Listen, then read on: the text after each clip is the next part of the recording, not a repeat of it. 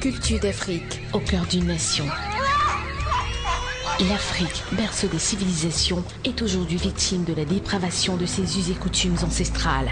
Son peuple, tombé dans l'acculturation sous les poussées impérialistes et coloniales, cherche ses repères. Musique, cinéma, peinture, sculpture et autres traditions ancestrales. Toute la culture d'Afrique sur Camus 24.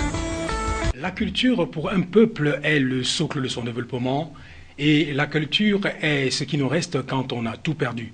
Madame, Monsieur, bienvenue à cette autre édition de Culture d'Afrique sur Camus 24. Aujourd'hui, nous allons parler de la sorcellerie dans les films africains. Et pour en parler, nous avons sur ce plateau un cinéaste, Gervin Bourroux, qui nous fait le plaisir, une fois de plus, à répondre à notre invitation. Bienvenue sur le plateau de Culture d'Afrique, Gervin Bourroux. Merci Eric et merci également à tous les téléspectateurs de Camus 24 de nous prêter toute leur attention. Alors, avant d'entrer dans le vif du sujet, chers téléspectateurs, je vous invite ensemble à regarder ce bref reportage concocté par la réalisation de Culture d'Afrique. C'est tout de suite. Merci, Prince des Ténèbres, de m'avoir protégé durant mon sommeil. Bénis aussi cette journée et les occasions que je vais emprunter ce matin. Prince des Ténèbres, fais tomber les croissants, parce que je dois me rendre chez ma famille, afin que ces croissants puissent détruire ma famille. Prince des Ténèbres, j'ai confiance en toi, parce que tu es celui-là qui agit à tout moment. Prête l'oreille à ma prière, j'ai confiance en toi. De plus en plus dans les films et autres feuilletons africains, l'on observe des scènes de sorcellerie. Mais pour la plupart, le scénariste présente le sorcier comme étant un être maléfique, nuisible et à la limite dangereux pour la société. Mon fils, tu sais que depuis la mort de ta mère, tous les habitants de ce village veulent ma mort. Je n'ai plus de force. Il faut que je te laisse mes pouvoirs. Et après ma mort, tu entres dans la forêt. Tu les traites les uns les autres. Tu leur montres la montre.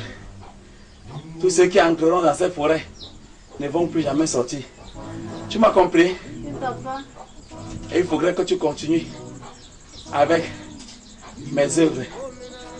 Maintenant, ouvre grand la bouche.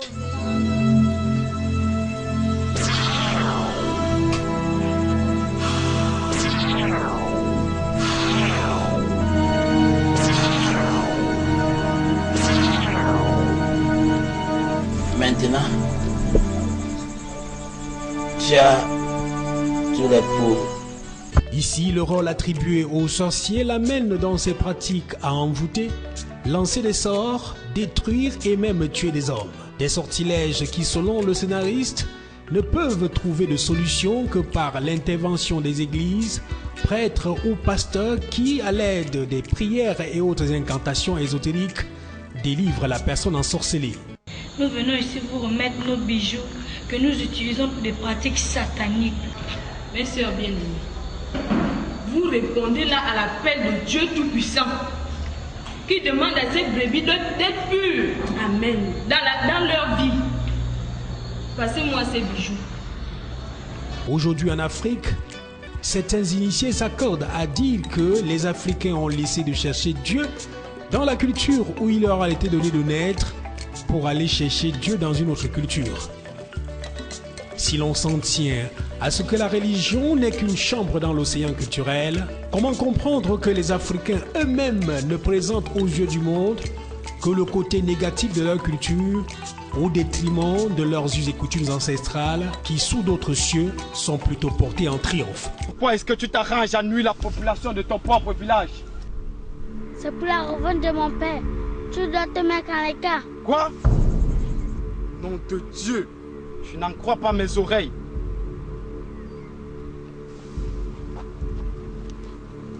Chut.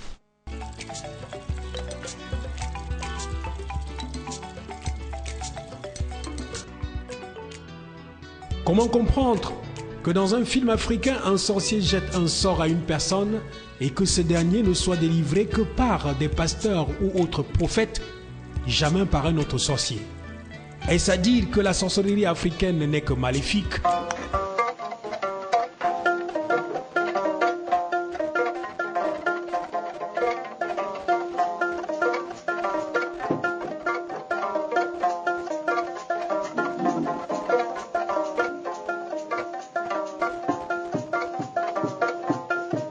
Au Cameroun, par exemple, le secteur d'activité le plus porteur aujourd'hui après les bars et autres débits de boissons, ce sont les églises. Surtout celles appelées églises de réveil.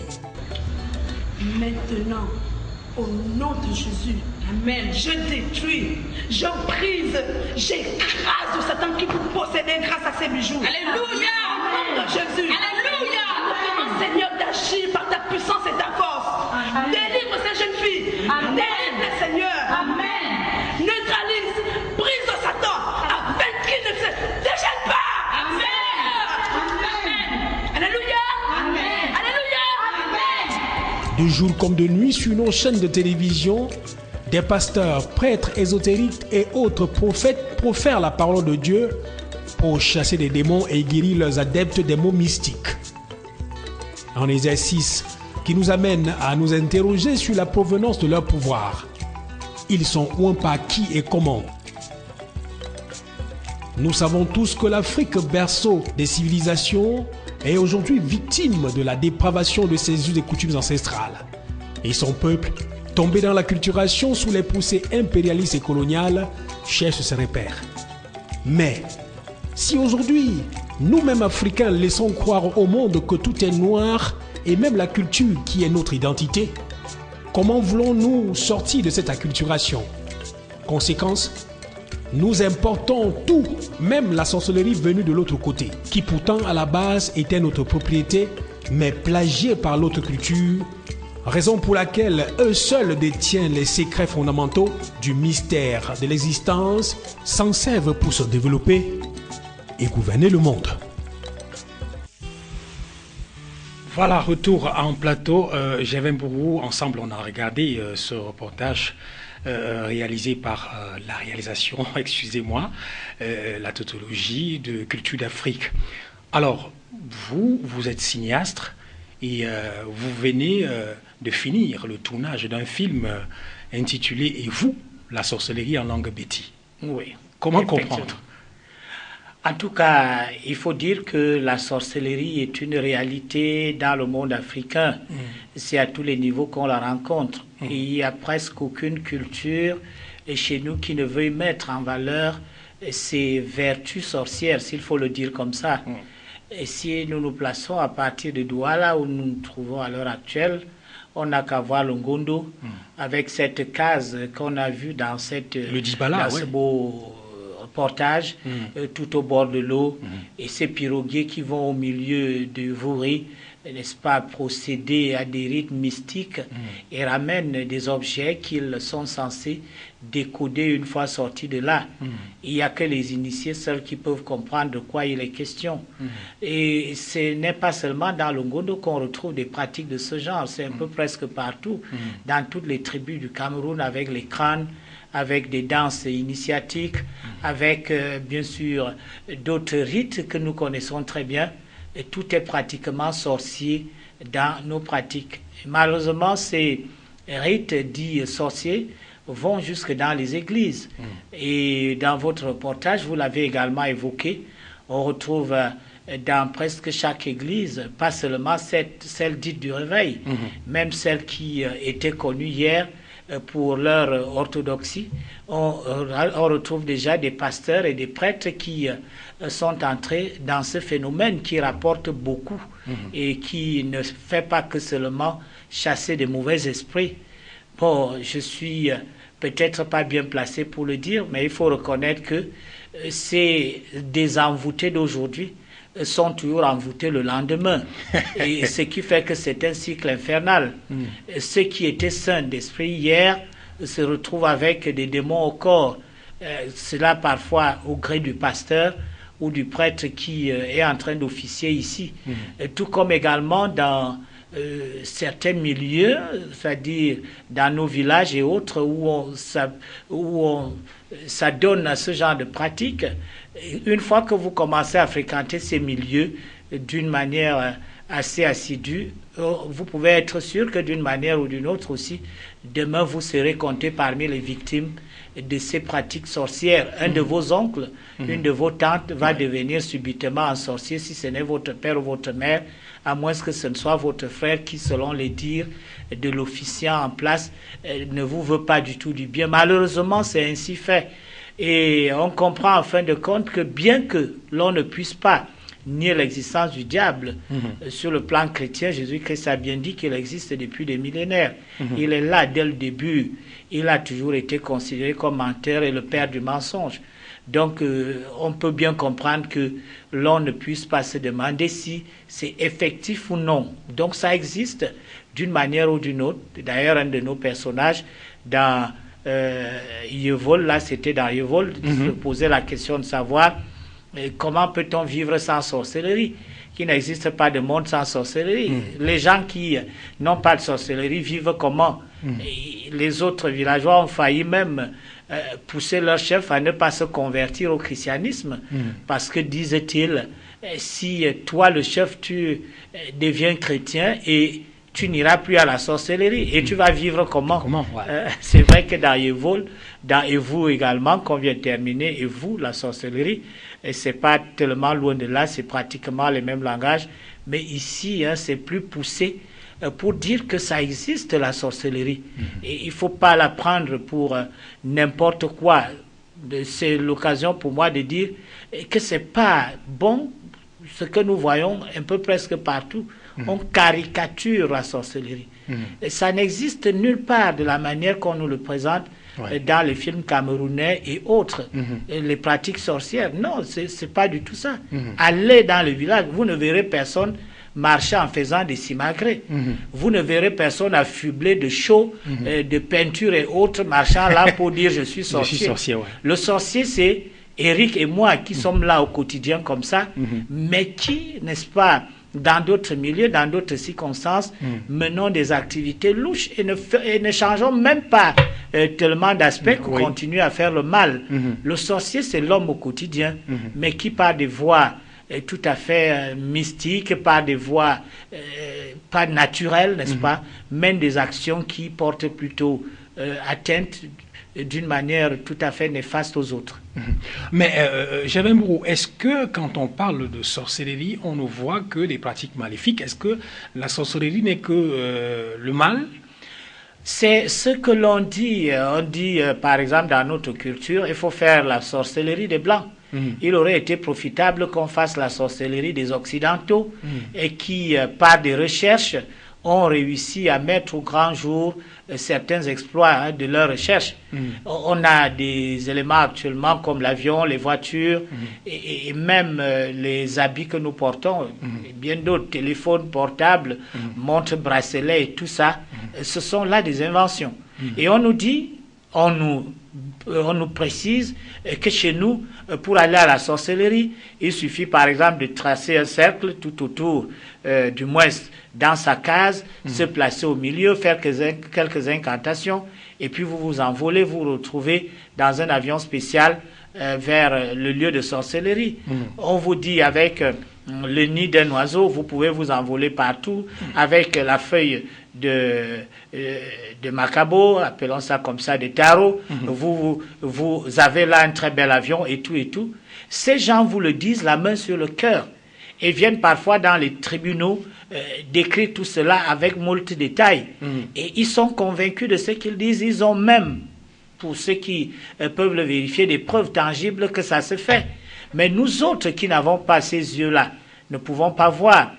Et alors, c'est pour ça qu'on dit, mais si cette sorcellerie qui consiste pour quelqu'un à prendre une feuille de tarot, la placer quelque part et s'envoler pouvait être mise en pratique de manière logique, que tout le monde puisse quantifier cela, calculer, faire des équations pour que chacun d'entre nous puisse se retrouver en Chine à moins de frais, rien qu'avec à Paris ou n'importe où, même à Yaoundé ici à côté.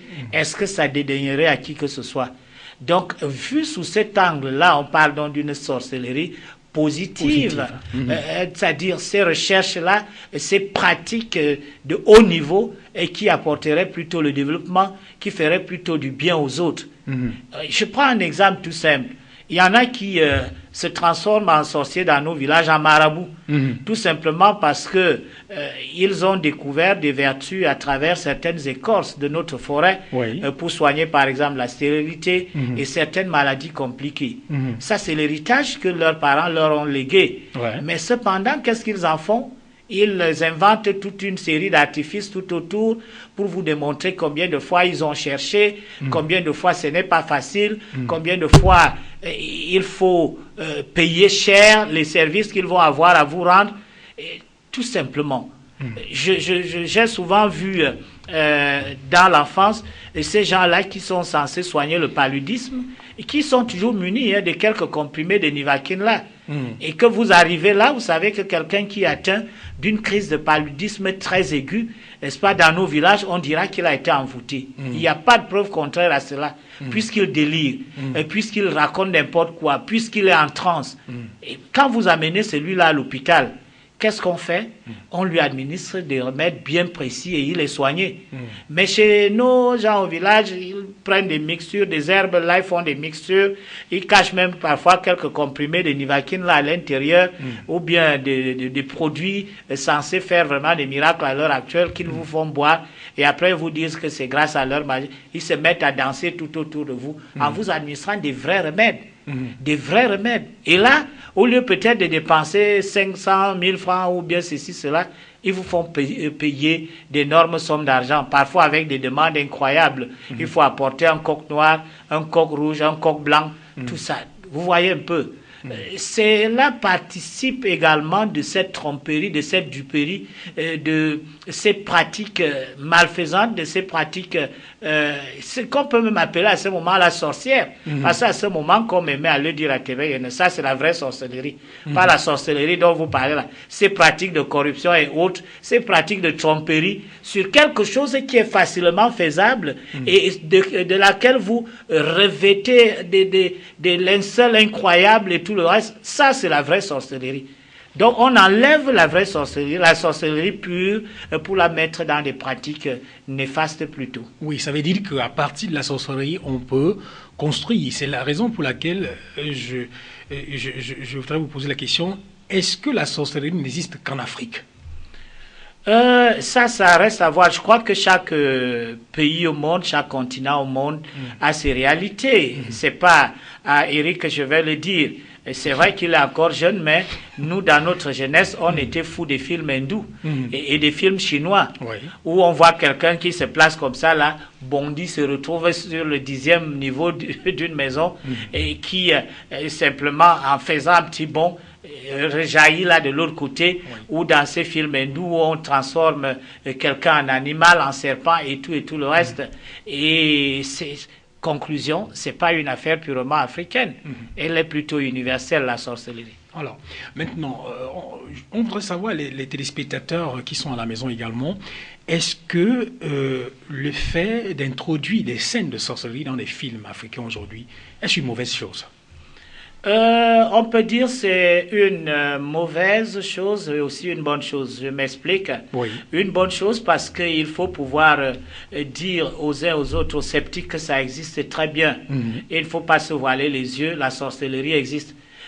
Vouloir dire qu'elle n'existe pas serait peut-être exposer ceux-là qui pourraient prendre des mesures pour ne pas y être exposés, ne pas réussir à le faire.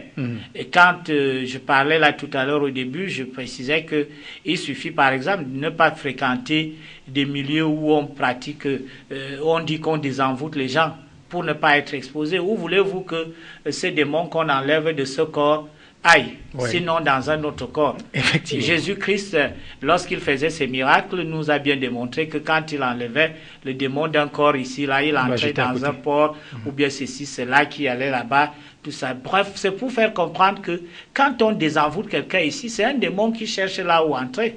Alors, si toi, tu es exposé, il va entrer dans toi.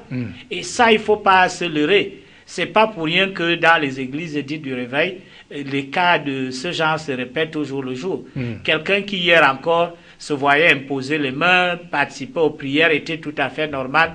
Le lendemain se trouve entré en transe. Et qu'est-ce qui s'est passé? J'ai pas dit ici qu'il ne faut pas aller à l'église, mais il faut savoir ce qu'on va y chercher et là où il faut entrer pour ne pas être exposé à ces choses. Et si tu commences à fréquenter assidûment les marabouts, mais qu'est-ce que tu veux qu'il t'arrive là-bas? Ça va t'arriver. Donc il faut comprendre clairement que ça existe. Il y a certaines choses auxquelles il ne faut pas s'exposer, il y a certaines pratiques qu'il ne faut pas pouvoir adopter dans sa vie. Je prends l'exemple des Océaniens qui m'écoutent, qui savent très bien que pour avoir un Mami Wata, c'est la moindre des choses. Et je ne vais pas donner la recette ici, mais n'importe qui, même qui n'a jamais eu de vous dans son corps de sorcellerie, ou tout le reste là, peut avoir un Mami Wata. Ça, tu entres déjà. Ah oui, tu entres déjà dans un cycle sorcier irréversible parfois, et qui va parfois jusqu'à la mort, si jamais un jour tu voudrais t'en débarrasser. Donc, c'est tout simplement ça. Ça veut dire, ça existe, c'est bien de montrer cela. Qu'est-ce qu'il faut faire, qu'est-ce qu'il ne faut pas faire? Il ne faut pas s'exposer, il ne faut pas aller à tel niveau.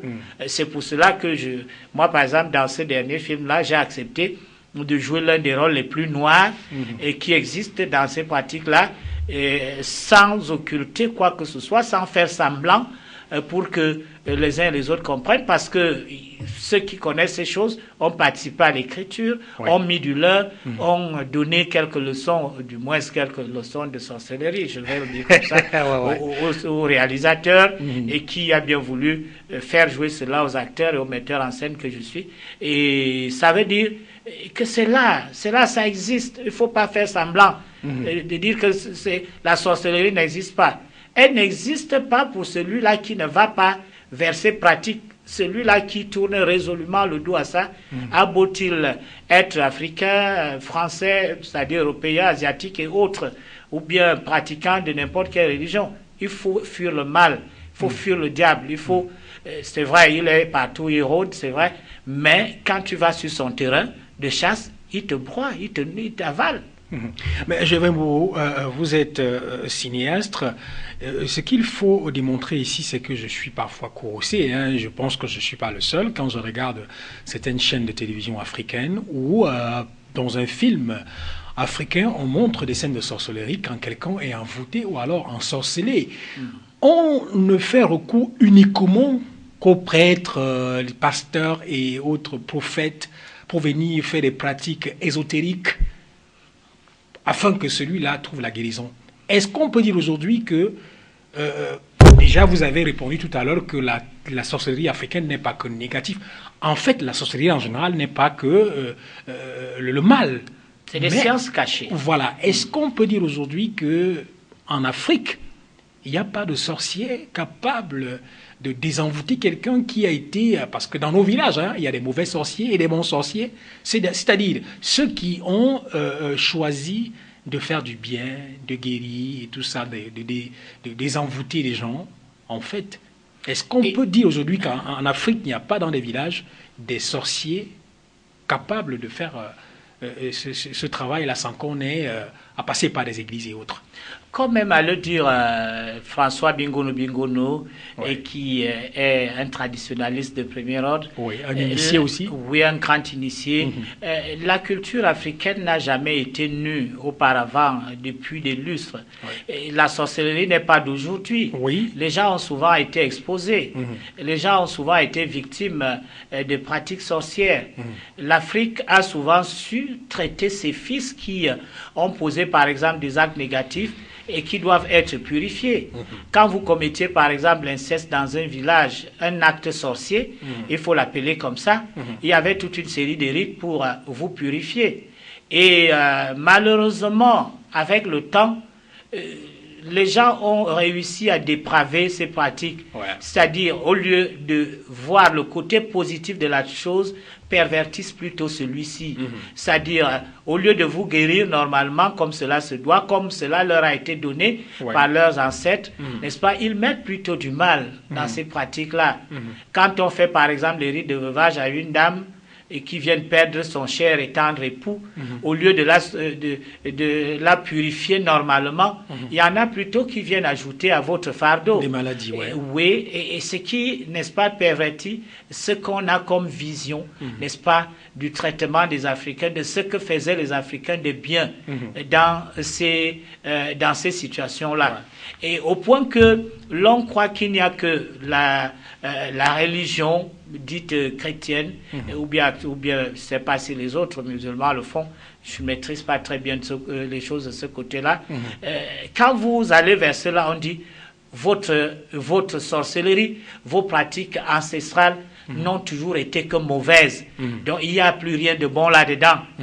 Comme si toutes les écorces non tournées d'une manière maléfique n'avaient jamais eu de valeur, comme si les herbes, les feuilles et autres ne sont pas les produits de tous les produits pharmaceutiques, c'est-à-dire la base de tous les produits pharmaceutiques qu'on a à l'heure actuelle. Ouais. Non, c'est là où ça devient un problème. Donc, il faut dire également que lorsqu'on voit des religieux être tout le temps en train de soigner ceux-là qui sont pris par des crises de démence et autres pratiques sorcières, c'est aussi la publicité de ces religions-là. Ouais. Il faut pas se leurrer là-dessus. Et ce n'est pas toutes les religions chrétiennes, par exemple, et qui demandent d'aller vers les pasteurs, les anciens et autres pour qu'on vous enlève le diable. Il y en a qui sont de bons chrétiens, de vrais pratiquants chrétiens, mais qui avaient été déjà frappés par ces sorciers-là dans le temps, qui ont du temps à mettre pour pouvoir retrouver leur santé et qui savent que la seule protection n'est que la prière individuelle, d'abord, mais également en groupe, mais pas pour qu'on dise qu'on est en groupe pour procéder à ces machins-là pour enlever le diable. Là, au moins, j'ai étudié la religion, je sais de quoi également il est question. Donc, ce n'est pas toujours ça.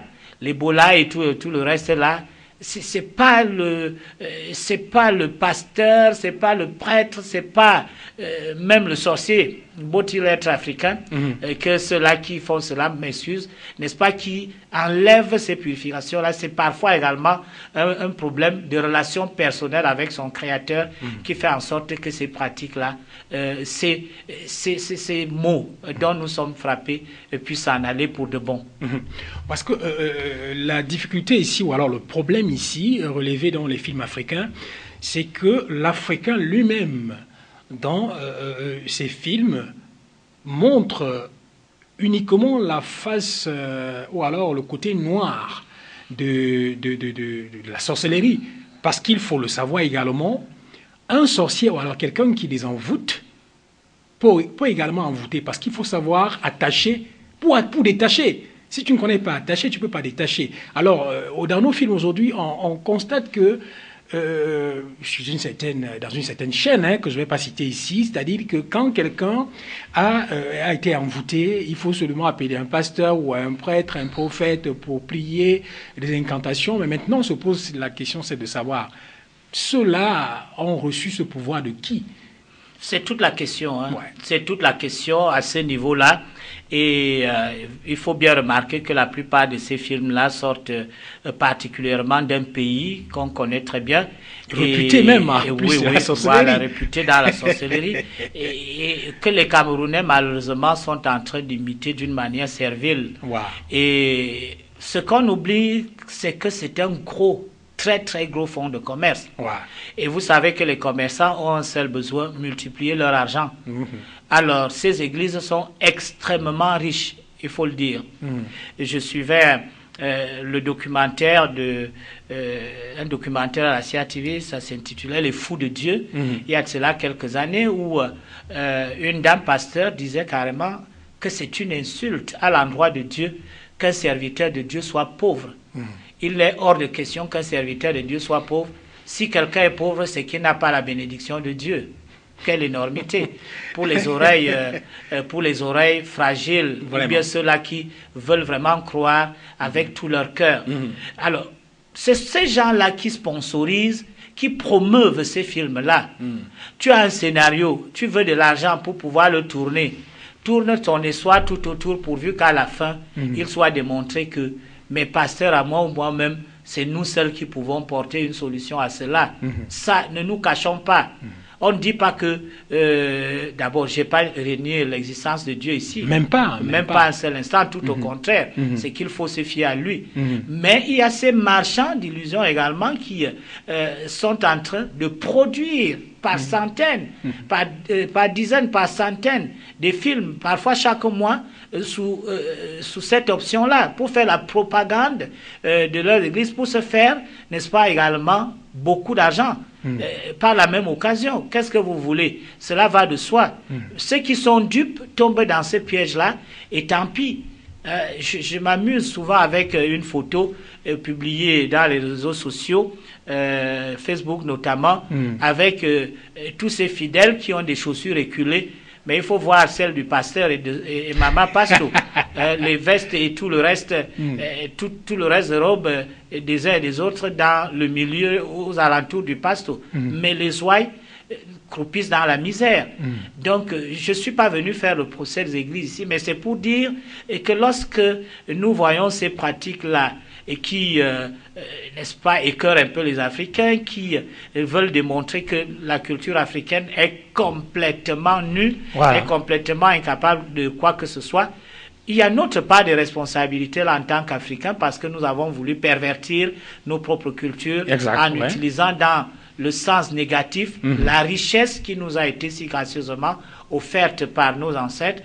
Mais également, il y a ceux-là qui exploitent servilement, et ils le savent très bien. Ils le font clairement, sans bien sûr trop s'exposer, qui le font clairement pour s'enrichir sur le dos, n'est-ce pas, des âmes qui souffrent.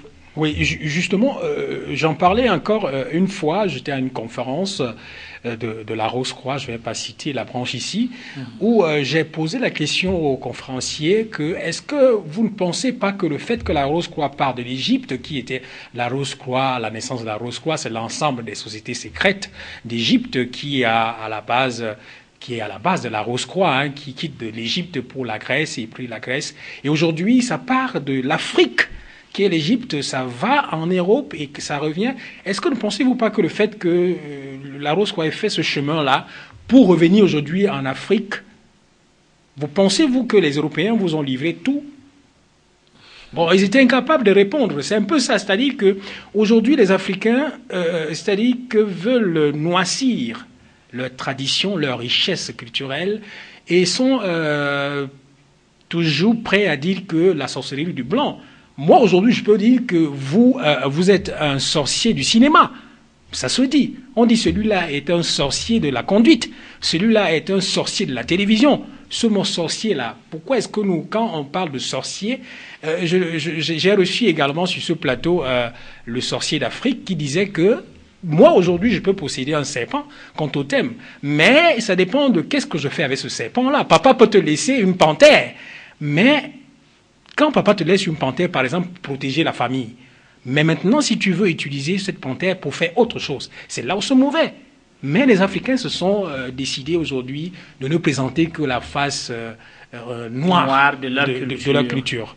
D'accord, dans tous les cas, ce qui est vrai, ça dépend de la position de tout un chacun.